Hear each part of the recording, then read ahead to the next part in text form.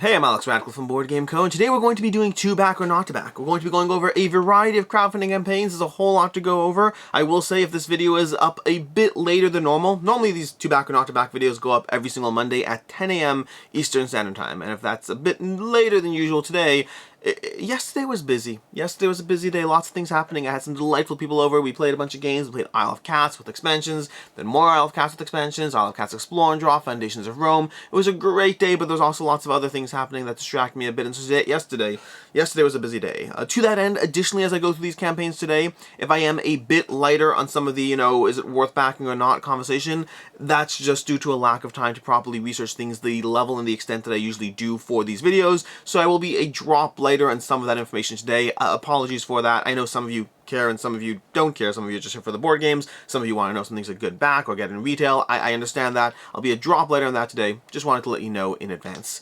But with that, let's go ahead and start off the video, starting off with Cult of the Now. As usual, as much as I love crowdfunding, as much as I will talk about all the great crowdfunding campaigns that I back, that I have, that I own, that are my top 100, and I will tell you about all these things that I'm excited about, I will also tell you that crowdfunding can sometimes, well, suck. Sometimes it's late. Sometimes there are issues. Sometimes there's concerns. Sometimes that publisher doesn't deliver. Sometimes you're getting it a year from now. Sometimes you don't know whether it's a good reason to get a game or not because you only have 2 people on crowdfunding, talking about it. That's just not enough opinions. And so, Cult of the Now is a reminder you can get great games right now. You don't have to pay Kickstarter prices. You don't have to pay Gamefound prices. You can get great games right now without having to wait, and you can see if they are established games with tons of reviews. For example, Quest for El Dorado is one of my favorite games. It is a relatively affordable game that is a ton of fun to go through, has very accessible mechanics from Reiner Knizia. It's got deck building, racing with a variable board. I highly recommend the expansion as well, and the reason we're talking about today is it's $39.99 at Miniature Market, which, yes, is a drop more expensive than it usually is, but I will also say that this is for the new version. This is for like the art version that used to be, I had to buy this version internationally and pay international prices because that's the only way I can get my hands on it at the time, but now you can get your hands on it for $39.99, not sponsored by Miniature Market, but that is going to be your Cult of the Now, the Quest for El Dorado. Also, I realize I said not sponsored by Miniature Market, but I said it so fast because I was talking so fast that somebody might hear sponsored by Miniature Market, so worth clarifying, that was me attempting to be funny and then realizing it could be heard the wrong way, not sponsored. My Cult of the Now segments are never sponsored until the day that I tell you they are. And until then, if I don't say anything, it's not sponsored, and if I say it's not sponsored, it's not sponsored. And with that, speaking of sponsored, let's go ahead and have a conversation. Before we start off in the crowdfunding, to back or not to back, just a regular reminder, I say semi-regular reminder, that I am CMO of Gamefound. I work for Gamefound. This video series of to back or not to back has been going on for like 3 years, and I took a job at Gamefound in August of last year. I tried to keep this series as continuous and as much the same as it was in the past, and I do generally announce I generally announce that I work for Gamefound whenever I'm saying more positive things about a Gamefound campaign, but it is something that I do occasionally get flack that I don't say in every crowdfunding video, and that's fair. So I'm going to try to do it again going forward. I will try to. In general, I always say it when I sense the bias, as opposed to every time, but I will try to do it more often in these videos. But with that, I am CMO of Gamefound. Take that into account as you go through these videos, and try to, just take that into account as you go through it, and to detect any bias or be aware of any bias. I will always do my best to navigate that as well. And with that, starting off with the first Gamefound campaign, this is going to be Guards of Atlantis 2, tabletop MOBA that ends in 3 days. Not a lot to go on over here, except for the fact that this campaign right now is doing tremendously well. It's doing 700,000 euro. I believe the last campaign on Kickstarter did like 225,000 euros, so doing incredibly well for a reprint campaign. There's effectively 10 more heroes and then changes to the box solution. That's the main differences in the campaign. The original big box, which I know everyone wants a big box, but the original big box is not going to be available in this campaign. If you want more information, I talked about it already. This is just a recap because it's ending in 3 days. So overall, the original big box, though, is something that is, I like the original big box. I have it, but I understand that doesn't work for everyone, and it makes the game a little harder to get out, to table, to deal with, and all that. And so they're sticking with a smaller box, and then the ability to, transport whatever you want, not to deal with, well, a big box. Also, this way they can make more heroes without having to constantly readjust the big box. And that's basically the Guards of Atlantis campaign. It's got a Guards of Atlantis base game, it's got hero packs, a bunch more hero packs, and more hero packs, and a different box for the main consumer product that you are getting your hands on. And that is basically Guards of Atlantis. It is expensive, but it is very good. Take a look at, the various reviews. This is a game that gets a lot of hype and buzz and feedback because it is well loved. Very elegant MOBA game. Again, I have a review on it. I talked about it last week in crowdfunding. I think it was last week, maybe it was 2 weeks ago. I talked about it in a previous video, my to back or not to back, and that is Guards of Atlantis 2 tabletop MOBA. That's just in the campaign updates. Moving on to the not funding category, we have Ahotnik over here. 162 backers, 15 days to go, and hopefully I'm saying that name semi-correctly. Ahotnik is a game that likely will fund, by the way. This is in the canceled and not yet funding category, which means some of these games will fund, and I believe Ahotnik will fund based on having 15 days to go and $31,000 raised out of a $37,000 goal. This basically is a semi-cooperative game of mech combat where you're trying to work together with the various mechs and sense your team members, like, you know, navigational choices or whatever it is, as you work together and try to basically accomplish your actions in giant over-the-top mech combat. Think what's that, Pacific Rim. This like gives me very strong Pacific Rim vibes, just in a game that's not called Pacific Rim. That's the vibe and sense I get from the theme of it. Past that, it's giant mech combat. There's a degree of cooperating with other players in terms of trying to, like, you know, pick your actions and having various degrees of effects depending on how aligned you are on those. Very interesting kind of mental mind meld aspect to it. And the game is expensive, which I think is part of the reason it's having a harder time as far as just how well the campaign's doing overall. Right now we have €149 for the pledge over here, so we got €149 for the core pledge of the game. That's what we got, and that's going to be, you know, Ahotnik. Again, I think it will fund, but not yet over that finish line. Then we have over here, additionally, we have Rogue Dungeon. Rogue Dungeon, $10,000 raised, or barely $11,000 raised of a $20,000 goal. This one could go either way, just barely crossing that halfway mark with 262 backers, 22 days to go, so there's enough days left. Could go either way, we'll see. But Rogue Dungeon is a solo roguelike dungeon crawl. Okay, that's basically a dungeon crawl for solo players. That's what it is. This game has a high rating on BGG. I believe it was a print and play. I'm not sure about that, but I believe it was a print and play, and they're turning into a crowdfunding campaign and all that. But this is Rogue Dungeon, solo print and play, solo, not print and play anymore, solo roguelike dungeon crawl that you go through. That's basically the game over here. It's going to be $40 for the board game backer, $140 for the loot master, and then, you know, various options as far as those going on there. But yeah, that's the basic game. Again, not yet funding, so I'm not heavily going into this one. The art doesn't overly compel me. It doesn't really pull me in. And graphic design as well. I always say in general, to me, it's not just art. Art I can get over. Graphic design is where I really feel something needs to shine a bit, and I do think they could benefit from some better graphic design, which might be, it's always part of the problem. It's always part of the problem, which is the practical reality is that getting money allows you to make your product more compelling, your game more compelling. But very often to get money, you might need, let's say, crowdfunding. But then to get money in crowdfunding, having a better looking product, having a better looking game helps. So it's that weird vicious cycle where people often have to basically suck it up and say, hey, I'm gonna just like invest $15,000 in a thing that hopefully I get my money back on, which is hard. That's hard. Business is hard. Making things is hard. Life sometimes is hard. I don't know why I got philosophical there. Anyways, moving on to the funding category, starting off with Button Shy Reprint Campaign Spring 2023 over on Gamefound. Now, this one's not doing as well as the last reprint campaign. Again, in general, Button Shy games are fascinating because they just pop up. Like, Button Shy, I love you. I really do. I love a lot of games. I have covered a lot of games. Some of your games are not for me. Some of your games are for me. But I will say, as a, not commenting as a Gamefound person, but as a bystander person, sometimes it seems like there's like less work put in than I think could be. I mean, both in terms of general marketing and, like, for instance, their campaigns, again, rarely ever have that much announcement. They are starting to improve upon that, but there used to be their campaigns would pop out of nowhere with no announcement. Now they're at least starting to, like, get the press out a bit more. And then additionally over here, like, this campaign is basically a copy paste from their last Gamefound campaign. There's like, there's no, like, graphics or things to pull people in, so it's purely about the product. You are here. If you're getting this campaign, you're here because you know what you want and you know what it is and you're interested in getting it. You're not here for, you know, being sold on it. You are here because you know what you want. But anyways, that's going to be going on as far as the Button Shy Reprint campaign. $40,000 raised. This is basically what they do occasionally. They've done this a few times on Kickstarter. They've done this a few times over on Gamefound. Actually, they've done it once over on Gamefound. This is the second time they've done it over on Gamefound. But basically, this is a reprint campaign where they pick a bunch of their titles and then they say, hey, we're going to reprint these games so you can go ahead and buy these games. These specific ones, no others, except for the fact that then they slowly add them as they're going through the various Game 4, Game 5, Game 6 stretch goals and all that. So their stretch goals are kind of like unlocking more games that will show up in the reprint. So right now they have over here some of these add-ons you can get are Circle the Wagons expansions, Liberation expansions, Sprawlopolis, Pentacork, Skulls of Sedlec, Tussie Mussy, For Sky, all these things. I've played some of these, have not played others. The main games you can get your hands on, though, are going to be over here. Circle the Wagons, Count of the Nine Estates, Liberation, Pentacork, For Sky. These are the main things you can get from the currently available games. Although, again, it's interesting because they have Sprawlopolis in the add-ons, but not in there. Don't know what's up with that. But anyways, Basically, this is more button-shy games. Hard to cover any individual one of these. In general, I'd say I love Skulls of Seldak, I love Sprawlopolis, I love Circle of Wagons. The others here, Tassimasi I've played, it was okay for me. The others I have not played, and I've done a bunch of videos on button-shy games, including a full Sprawlopolis coverage, and then like 6 button-shy games that didn't work for me, and 7 button-shy games I love. And you can check those videos out if you want to see just a handful of opinions on like 13, 14 of their games that I've played. I've actually played more of their games. I haven't given opinions on all their games. Anyways, that's going to be what's going on there.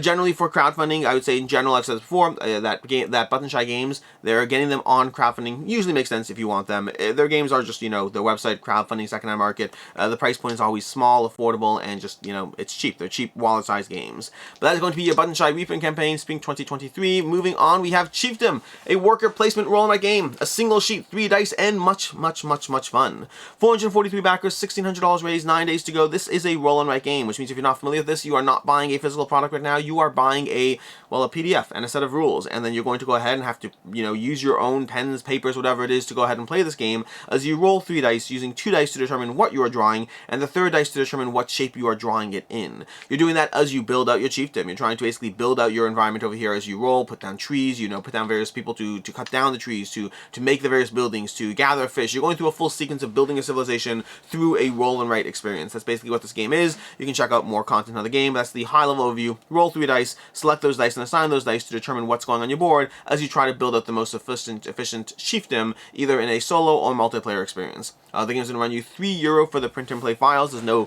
multiple tiers. Sometimes when they do these print and play campaigns, there's like, hey, the color tier, and the non-color tier, and the expansion tier. This is simple. £3, €3 for the game, not pounds, €3 for the game, which will get you access to this. And I believe they said everything going forward, but that might have been a different campaign. So take that with a grain of salt. With great value with automatic delivery of all future content. So that seems pretty specific over there. Anyways, that's going to be Chiefdom. As far as the should you back or should you not, it's a print and play. You can't sell this. If it's worth €3 for you, I generally give advice that if you play these games, if you back print and plays and play them, keep backing them because they're very cheap and affordable. And if you back print and plays and don't play them, well then that's your call, but I wouldn't keep backing them.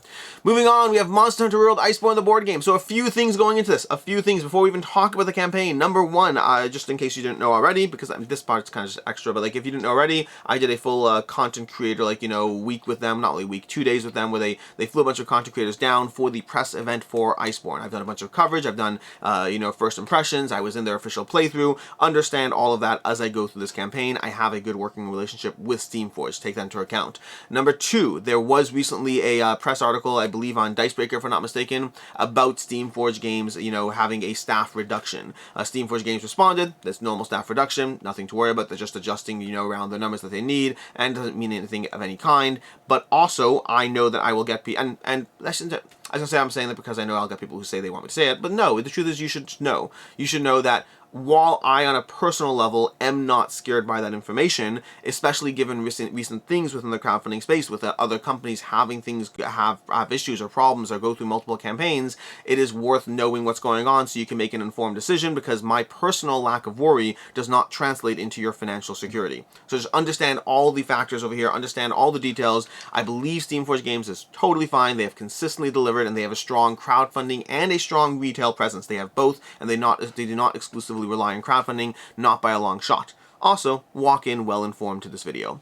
With that said, 7,700 backers, $1.2 million raised, 10 days to go. This is Monster Hunter World Iceborne, the board game. This is basically the newest iteration of Monster Hunter World, the board game, which is a game that's like rated at like a 8.1 on Board Game Geek. I don't know if it's still accurate, but that's what it's saying on the page over here. But it's getting fairly good ratings on Board Game Geek. I very much enjoy the game. I very much recommend the game. I do think that Iceborne is an improvement over the original Monster Hunter World game. Not a major improvement, not a game-breaking improvement, but I think they did some things that are just quality of life changes. Some of them are just rules changes. You can check out my full video of this, but some of them are just rules changes. So for example, the fact that the way you clear your stamina board is a slightly more interesting way in Iceborne compared to the original game, that gives you a little bit more agency in the choices you make along the way. I like that. That's a rules change. You can backwards compatible that rule change in a heartbeat. They've also made changes. One of my favorite changes is the, what do they call it? They call it the, I can't remember what they call it. They call it the something mode. There's a mode where you basically have another monster charging into the battlefield, and you have 2 monsters on the battlefield as you're still trying to take down your primary target, but you have to deal with the consequences of another monster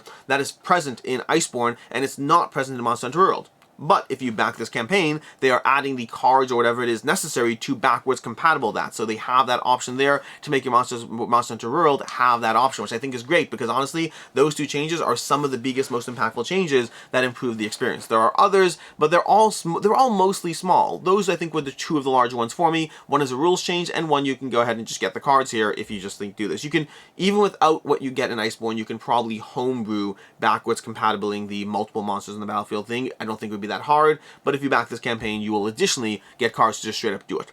That was a lot of background for a game that we haven't really talked about the high level. Monster Hunter World Iceborne is a game in which you're controlling a bunch of hunters, and you're going to be taking those hunters and trying to hunt down various monsters effectively. The monsters are going to be taking their activation, then they drive how many cards you can play and how many turns are taken by the various hunters as you react to what the monster just did. So they swing their tail, they smash you across the battlefield, and then you go ahead and play a bunch of cards to navigate and to like pierce their side with a spear and to go ahead and break the armor on their tail, to figure out that whole process as you eventually try to take them down through a campaign experience of 25 days in which you are going to be spending those days mostly going on various quests to hunt down monsters, but also other quests where you'll do other different things in time and manage your resources as you build up better armor, gather more gear, hunt the monster you just killed for the various scales you need to improve that final sword so you can take down the Iceborne, I don't know, whatever it is. You get the idea over here. This is a campaign progression with single shot mode as well. Monster Hunter World Iceborne is more content for that experience, and then some small rules changes and adjustments as well. And also, of course, sculptured bases. Yes, they have sculptured bases as well. The options over here, the core box only pledge is $81. That's just the core box. Then we have $160 for the Hunter's Pledge. I saw there was already a little bit of a pushback in one of the updates. Basically, they released in one of the updates the first optional buy, which is basically a Velkhana, this gigantic, very cool looking dragon that just looks very cool and gigantic, but will cost you more money. And because some of the pushback was around the fact that the wording of Steamforged games when they said that there's only 2 pledges. I can't remember the exact wording, but the wording could be taken to imply that there was not going to be extra stuff to buy. The wording could be taken the other way too, but I could understand the argument both ways as far as the wording not being 100% clear, that there was going to be more stuff added throughout the campaign. And Velkhana is definitely more stuff being added that is not a free thing. That's going to run you, $67 for this Velkhana expansion over here, which is going to be more than just a figure, a bunch of cards, equipment, all her gear, all those things, her multiple iterations of difficulty level. Whenever you have a monster in Monster Hunter World, you're going to be facing off that monster generally 3 times, assuming you win them, but possibly more if you're losing as well. But yeah, that's basically what's going on over there. So we have lots of ways to spend money. We don't have a full all-in pledge right now. I do not know what that number will be like. I'm sure we'll be talking about that in a future update. This campaign has 10 days to go. We'll be talking about that next week if we have enough information in our next week to back or not to back as far as Monster Hunter World, the board game. So lots of stuff to get. Again, I can't really go through everything. Let's go because we don't have everything yet. But let's go through this a bit more. What's new? They talk about what's some of the changes. Navigate frozen terrain. Use your clutch claw. All those things. Different stuff like that. Again, there are lots of small changes. Some of them are more impactful to my personal experience. You can choose how much content you're getting over here as far as the base game box, the expansions, the stretch goals, all those various things. There are a bunch of unlocks that have already been revealed so far. Let's see if we can scroll down and find it. We have the hunters, the monsters. We have over here the printed components, and somewhere we should have stretch goals and things. Nope. Scrolling, maybe something. This was a long page. We got a Kickstarter exclusive unlocks. Okay, Kickstarter exclusive. We have the Wall of the Warmth Poogie over here. We have the Boot Tigrex subspecies over here. We have the Biotis Palico, which I don't know. I know palicos are. I don't know what that is. We have Yen Garuga. So that's, again, probably saying that horribly wrong, but that is what we have so far. Join the hunt, make choices along the way. But that's basically what we have as far as this. And again, we have that optional dragon buy at the moment, and probably more things. And they do have it over on Tabletop Simulator for those of you who want to try it. That is everything going on there. As far as should you back or should you not, again, I can't comment fully on this because it's not a fully done crowdfunding campaign. Generally, Steamforged games have held their value just fine. They cover IPs, and their games are not always...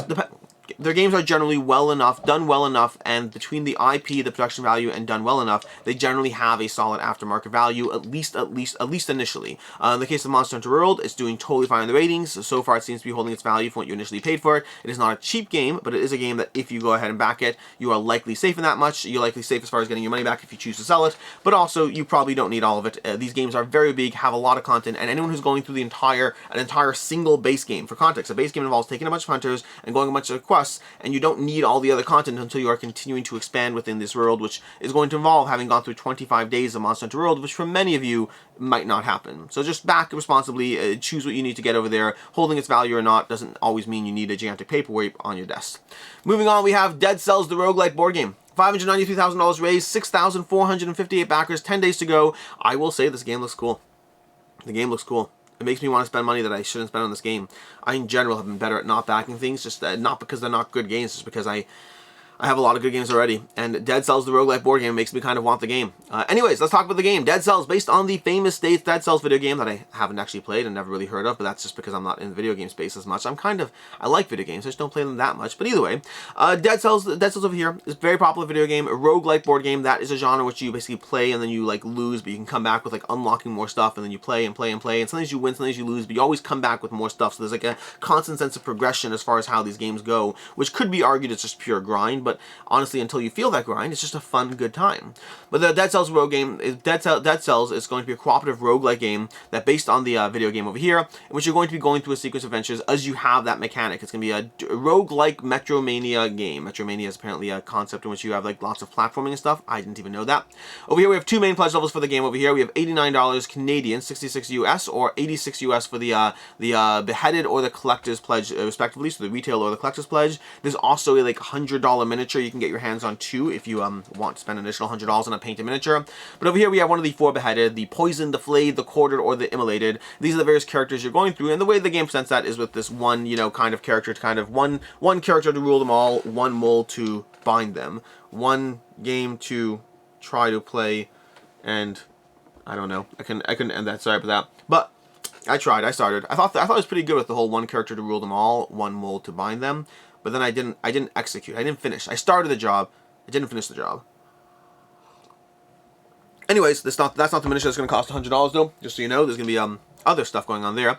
But anyways, we have Explore. In this game, you're going to basically be kind of construct and layer out the sequence or the pathway, the way you can kind of explore through these different encounters you're choosing to go through. You're going to be having the various cards you're playing through, the various characters you're fighting against. You're going to mutate as you go, and you're going to be adding more things. The video, by the way, whoever did this video, if you want to be compelled by this game, watch this video. If you don't want to buy the game, skip the video and continue scrolling. But the video was very well done over here. But yeah, you have these kind of biomes. You're going to be the places, the ways you're going through. You'll unlock as you go through them, giving you a degree of information about the choices you make as you progress and choose encounters, but not having perfect information. You'll have the permanent upgrades that you're going to keep through ever through death. You're going to be slotting them into what look like shielded cards based on your board, so you have that permanent upgrade kind of concept in the game, which is very cool in a board game. I love the concept. The slotting cards into a sleeve board is very reminiscent to Trudvang Legends from Come On, but overall, the different implementation seems very accessible. I have not played this game. I don't know if the thing of this game is good. I just know it looks good. It looks great graphic design, great art, decent price point. All those things look very cool.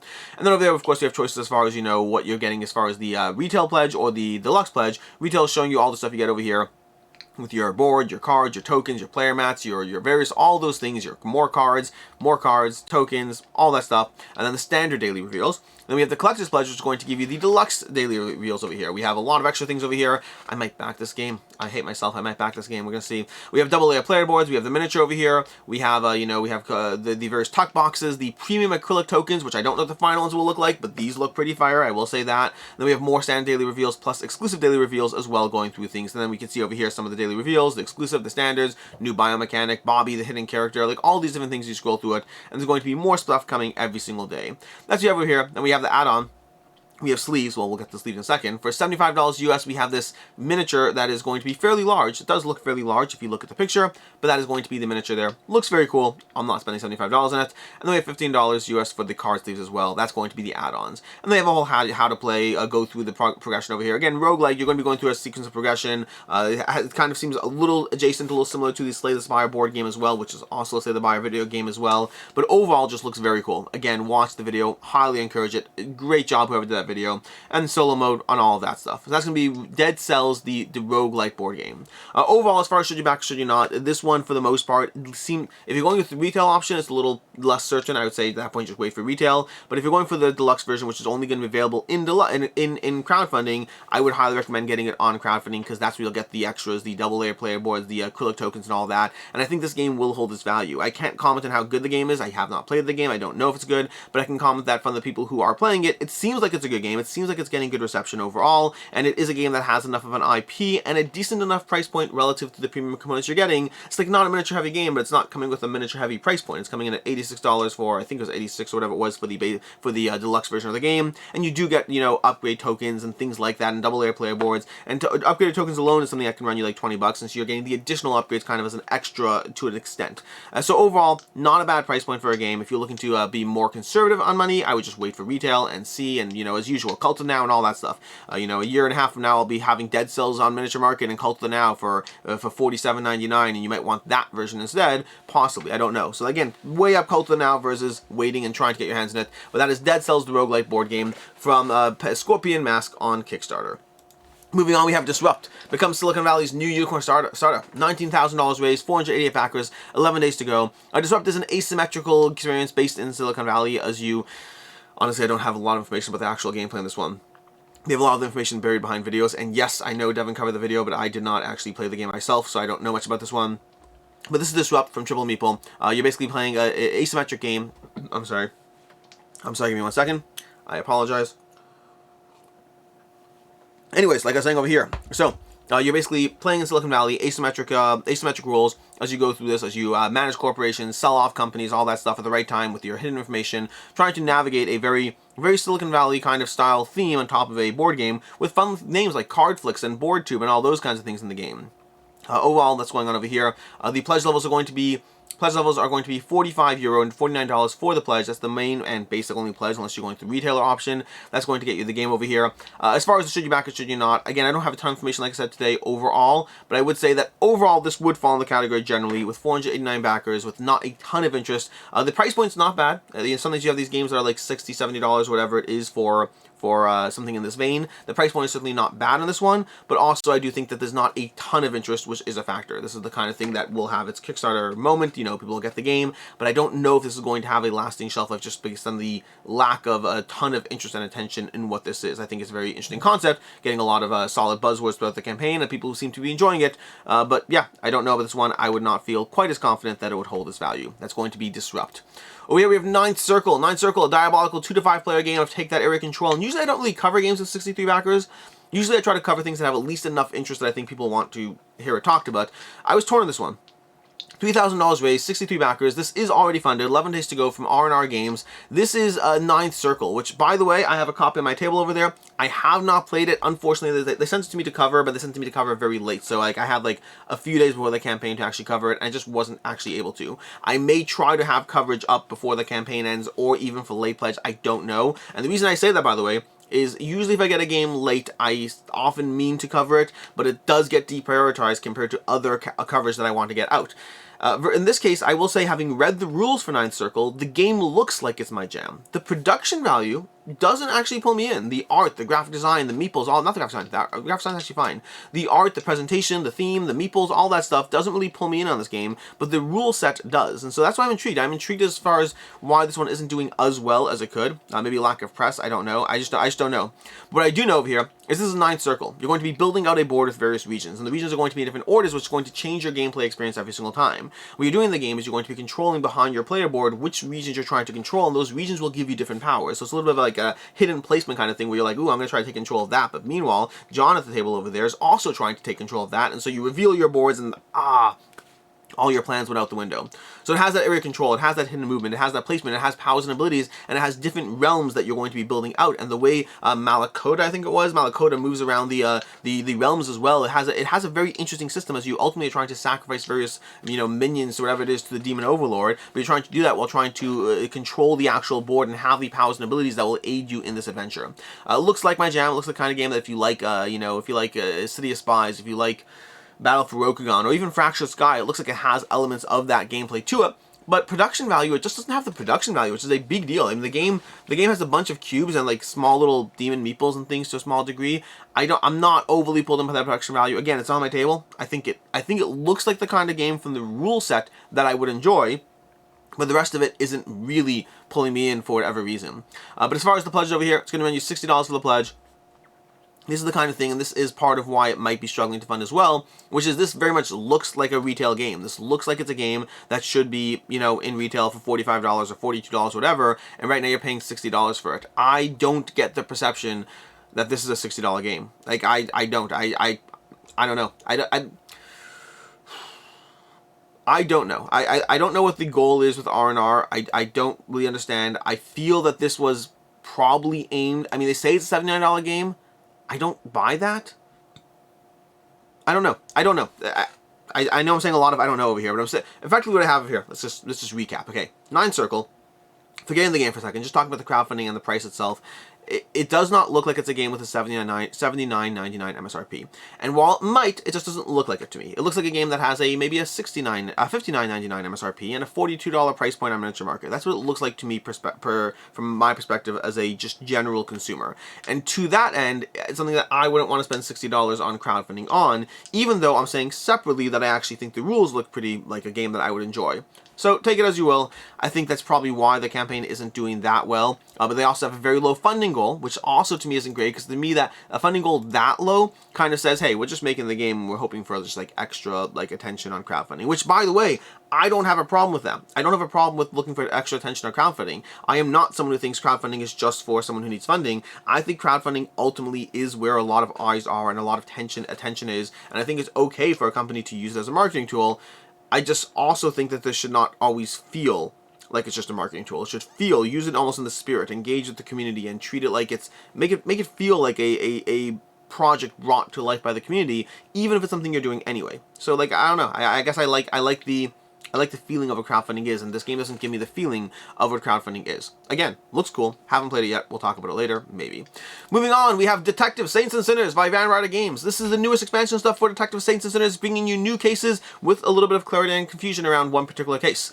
But Detective, if you don't know the Detective system from Van Ryder Games, very highly rated game on BoardGameGeek. I believe it's a 7.9 if not mistaken. 1,200 backers over on Gamefound, $81,000 raised. But the original game has you pitting off against the I can't remember what they're called. They have a character, the Chisel. They have the Chisel. You're pairing off against the Chisel, which basically it has a cooperative mode, a solo mode, whatever it is. But the main play mode, it has you facing off against a player who's known as the Chisel. The Chisel is basically going to be guiding various characters' actions as you try to solve a case. And so you wander around to Joey in the hood, and Joey tells you. You ask Joey if you saw who, like, you know, who shattered the glass on the window at the shoe shop, or whatever it is. And Joey says. And the Chisel, reading from Joey's card, looks over the options, and he knows what the truth is versus what's not the truth. And he gets to guide when he chooses to tell them the truth versus when he gets to lie. He gets to guide that experience as the Chisel. And so you have different options. And Joey says something, you know, like, oh, you know, yeah, I saw someone, but I didn't get a look at his face, which might be a half-truth. And so you have this option, but then the other players can kind of choose when to press that or not. But if you press things when you're wrong, you actually kind of lose a degree of power, versus if you press things when you're right, you kind of gain power. So like, there's this constant balance of trying to have the detectives figuring out what actually happened while working against this Chisel player who has a degree of agency or control over how to kind of obfuscate the case at hand. A very interesting system. Overall, again, 7.9 on BoardGameGeek, so take that into account. Rated fairly well, and this is just giving you new cases plus a reprint pack as well if you want to get your hands on that. Sorry, I dropped something over here. That's basically, you know, that what's going on as far as Detective Saints and Sinners. Now over here we have a few options as far as what's going on. We have Cloak and Dagger, the One Last Hit and Run, and Blast from the Past are going to be the 3 additional cases you get in Saint and Sinner. Now if you look at the pledge levels, we have $200 for the kind of all-in on everything, or we have $25 for the Saint and $35 for the Sinner. And what's the difference between the two of them? The $25 is for people who already have the Cloak and Dagger single case pack. Okay, so if you already have that, and if you're like, why would I have that? Why are they selling this weird thing? Effectively, that was at one point sold as a solo pack when they were looking at doing solo cases, and they decided to not do solo cases anymore. So they basically, you may have gotten the one solo case they did, in which case they're including it for those who want the Sinner pledge, and if you already have the solo case, to get the Saint pledge to round out the other 2 cases. Hopefully making that very clear. That's the difference between the Saint and Sinner pledge. If you have the Cloak and Dagger single case pack, then get the cheaper pledge, and if you don't, get the more expensive one. If you don't have anything, well, that's what the boss over here is for. And then, of course, there's ways to get, you know, specific things as well throughout the campaign, and the optional buys and all that, the add-ons. That is everything as far as Detective City of Angels from Van Ryder Games. Over on Gamefound, reprint, all that. 11 days left to go, $81,000, and that is what we have going on here.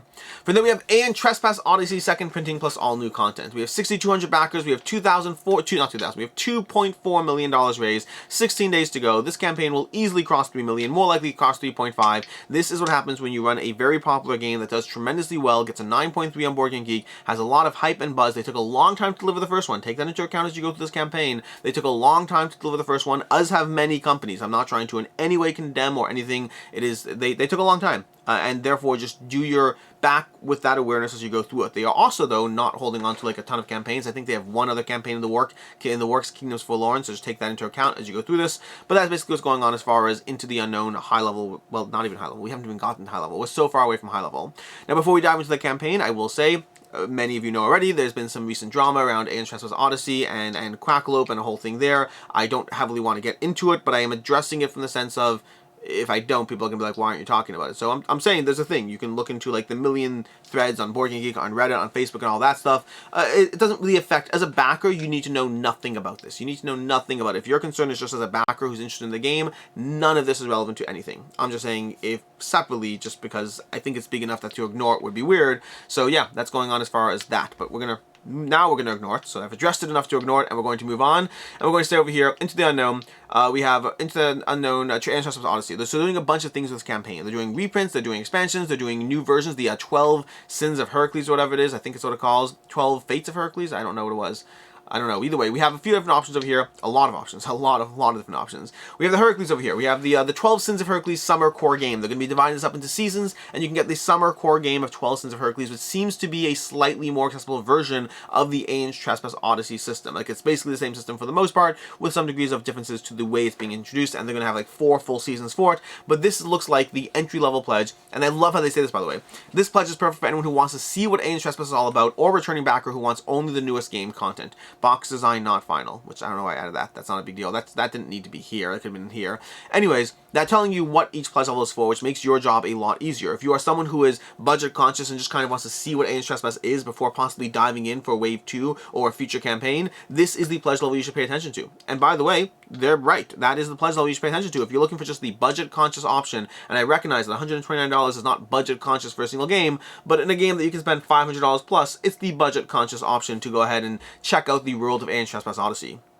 Then we have the $299 pledge over here, which is all 300 hours of unique gameplay. This includes the original Aeon Trespass Odyssey core game box, and you get the 3 classic cycles: Truth of the Labyrinth, the Abyss Watchers, and Pitiless of the Sun. This is pledged for anyone who wants to start playing as soon as possible. Effectively, this is the most available from this. This one might require more creating, more playtesting, more this and that. This is the fastest way to dive into the game if you get this one. So if you want the cheapest and easiest and most accessible, 12 Sins of Hercules. If you want this one over here, if you want the fastest, then you should go ahead and get your hands on this one for $300. And then we have for $647, we get the 12 Sins of Hercules Summer. We get Cycle 1, 2, and 3, and Cycle 4 and 5. This is someone who wants everything, all currently revealed content, while also starting to play as soon as possible. So again, a good balance over here. If you want to spend $647, you're getting everything that you can possibly get, sort of, mostly, not totally yet.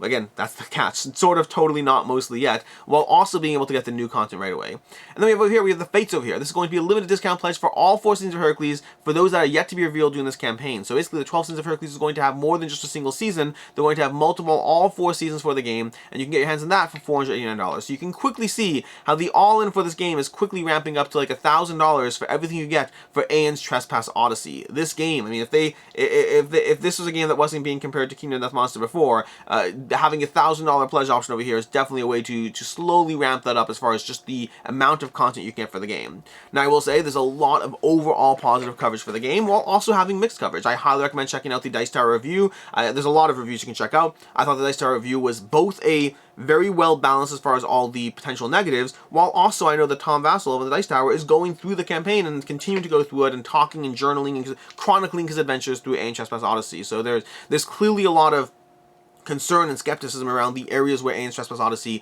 didn't work for them, while also being very notable and obvious. So if you're looking for something well balanced in that sense, check that out. Or if you're looking for a lot of people who love and adore and love the system, there's plenty of that over on Board Game Geek with a 9.3 rating, as well as many other content creators who have very much enjoyed the system. And then there's also, I believe, there was another channel, I can't remember the other channel, there was a channel that did give it a fairly critical review, while also being, I guess, lauded as being very fair about it. I don't remember what the channel was. Lots of things you can check out, but all these things are worth checking out because you might be spending up to $1,000 on this game, so they're all worth checking out. And then more stuff will be revealed. By the way, we are not going to be going through this whole campaign. I don't know if you can see the scroll bar on the side. You can't. We are like Harold, watch. I'm gonna do this. Okay, we're gonna do this. We're gonna slowly scroll. Not slowly. We're gonna fastly scroll through every single thing. I'm still going. Okay, I'm just gonna still go. Still going. Still going. This is me scrolling fast, by the way.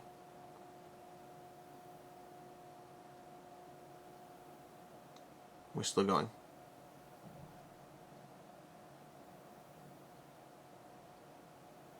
There we go. That was me going down the entire time. Okay, I'm gonna do that one more time, but this time I'm gonna just hit page down. I wonder how fast that goes. This is me holding down page down the entire time. Wow. There's a lot of stuff to go through in the campaign. I will not be going through the whole entire campaign game. Honestly, a full video could be like an hour long on this and still not cover everything.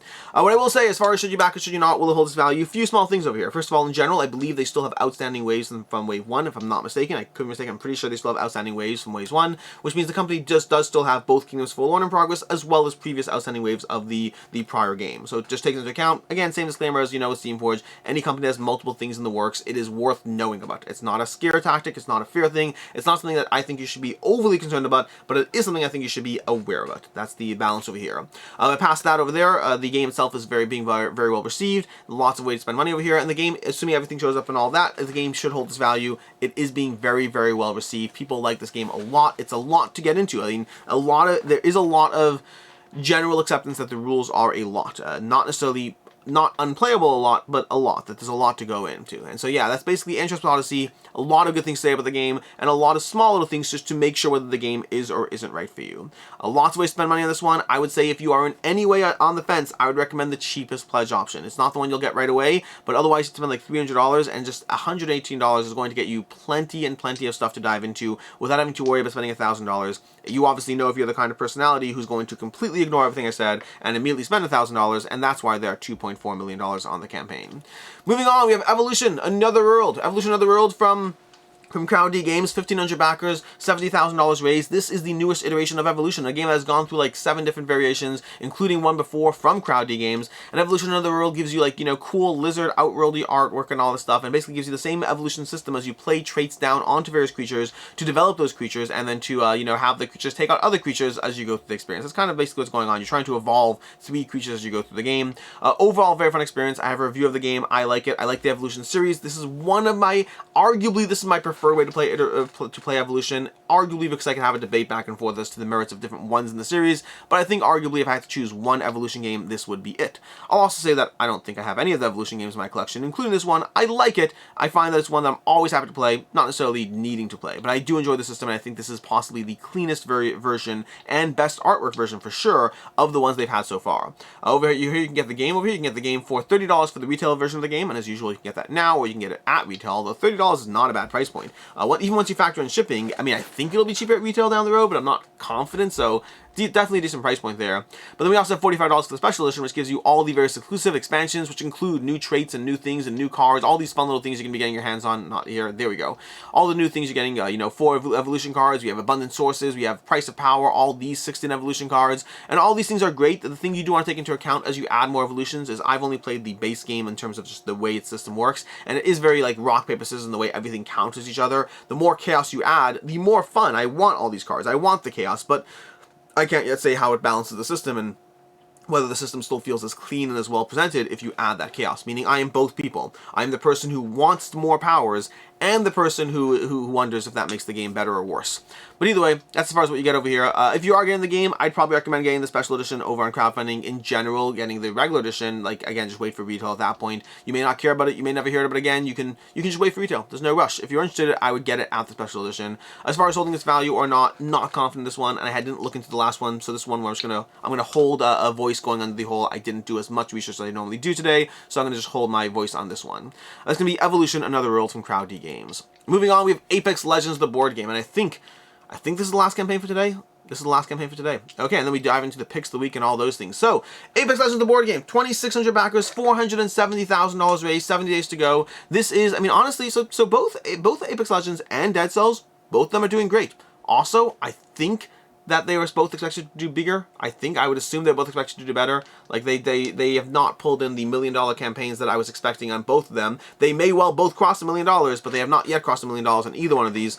So that's I mean, we have Monster Hunter World crossing $1 million, but even that one, the last one did like, you know, 2 million, 3 million. I can't remember exactly what the last Monster Hunter World did. So yeah, lots of, definitely a downturn to a degree in crowdfunding, which I think is true across the board. I think crowdfunding has a small downturn overall, and we're just, you know, continuing to see that these days. Anyways, 26 backers, 17 days to go. This is Apex Legends, which you can check out a ton of content. You can check out a whole bunch of videos from Quacklip. You can check out the play from Dice Tower. There's lots of videos you can go ahead and check out.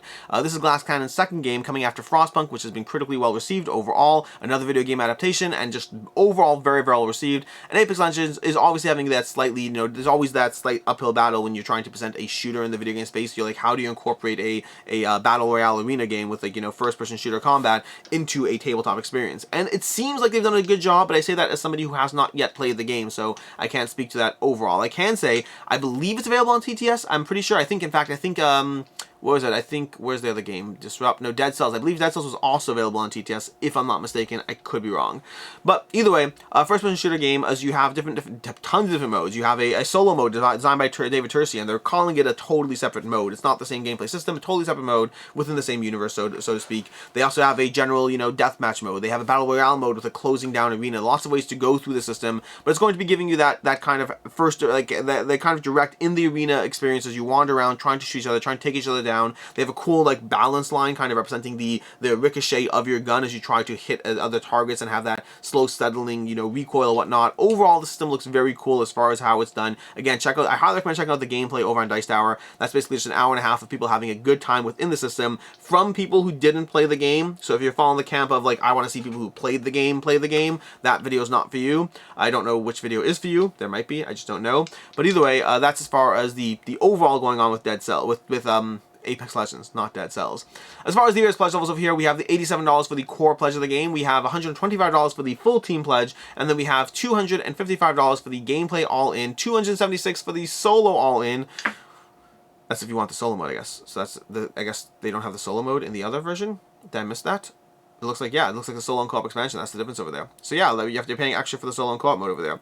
Anyways, that's going to be all, that's, I mean, I'm sure it's available as an optional buy too. You don't have to go all in, but still, I don't love when solo and co-op costs extra, but it is what it is.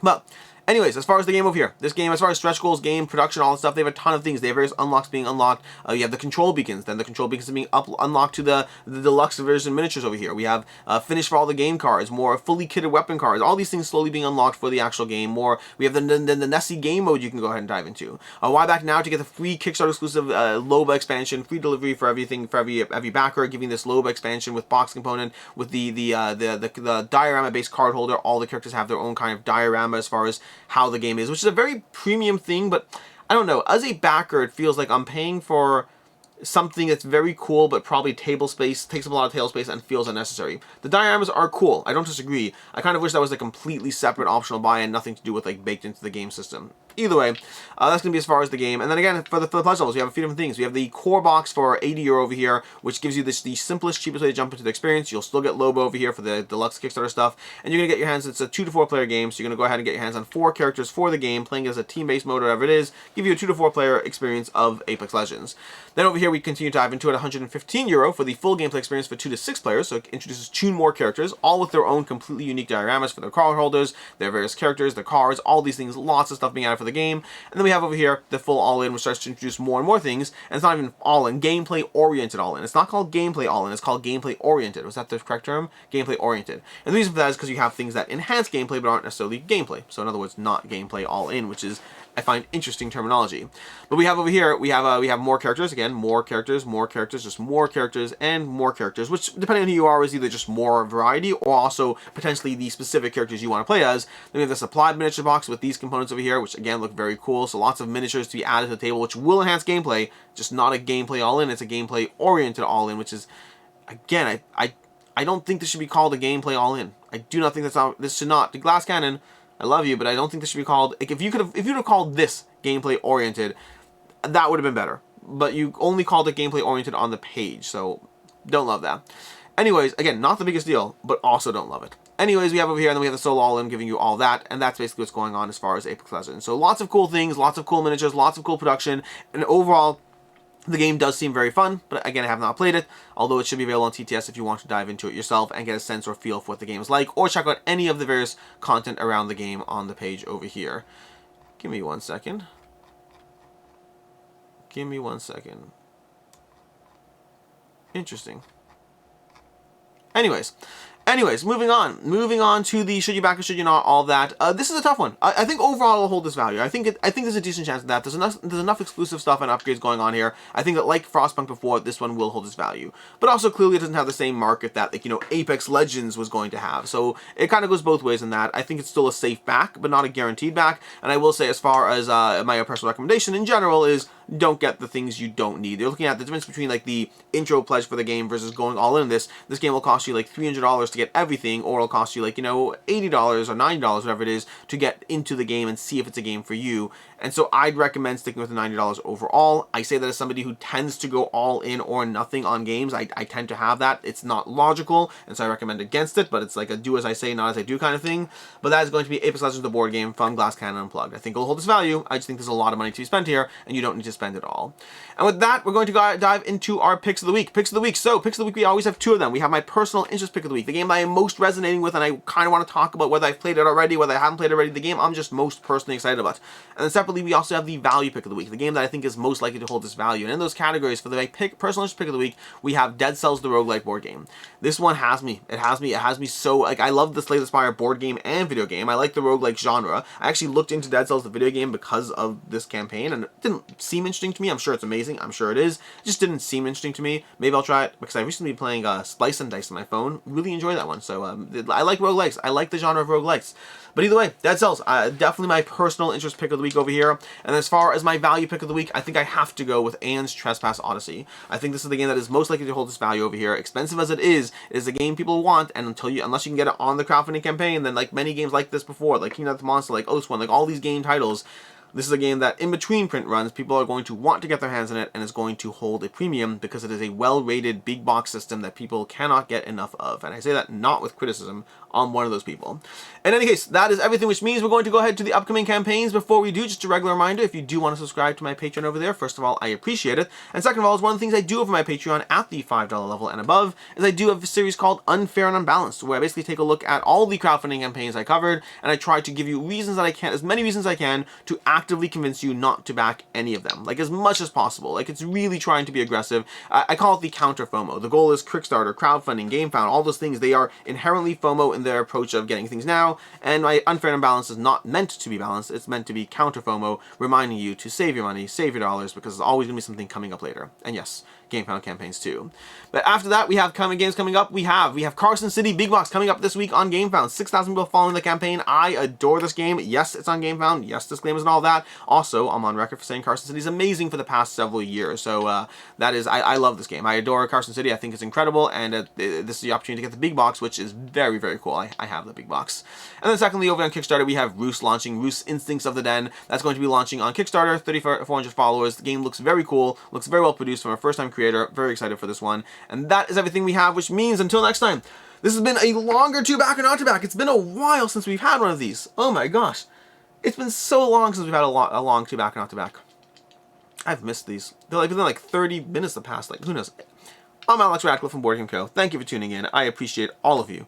And until next time, I hope you have a good one.